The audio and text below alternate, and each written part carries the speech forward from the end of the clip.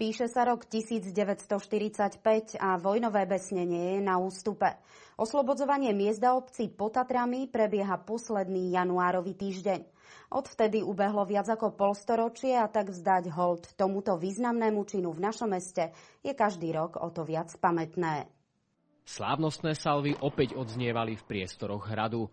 Od oslobodenia kráľovského mesta spod vojnového útlaku totiž ubehlo celých 68 rokov. No a symbolického stretnutia sa popri tunajších pamätníkoch zúčastnili aj hostia zo susedného Poľska. Snažíme sa každý rok takto si pripomenúť a tohto roku to bolo výnimočné tým, že pozvali sme družobný klub rezervistov z mesta Bochňa v Poľskej republike pod vedením praporčíka Aleksandroviča, aby sa zúčastnili nášho pietného aktu, aby videli, že ani my nezabudáme na tých, ktorí padli za našu slobodu. Pevnou súčasťou pietnej spomienky je účasť predstaviteľov Zväzu protifašistických bojovníkov, vojnových pamätníkov a predstaviteľov mesta. 68.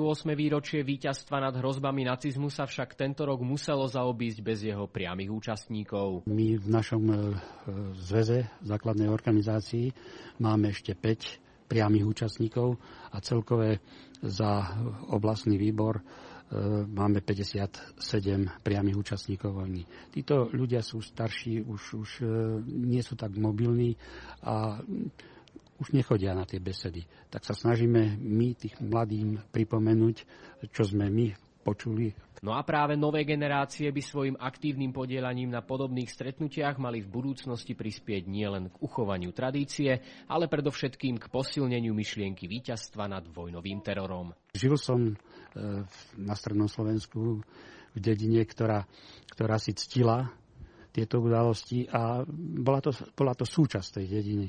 Takže za to a ja sa snažím túto tradíciu zachovať a preniesť ju ďalej na ďalšie generácie.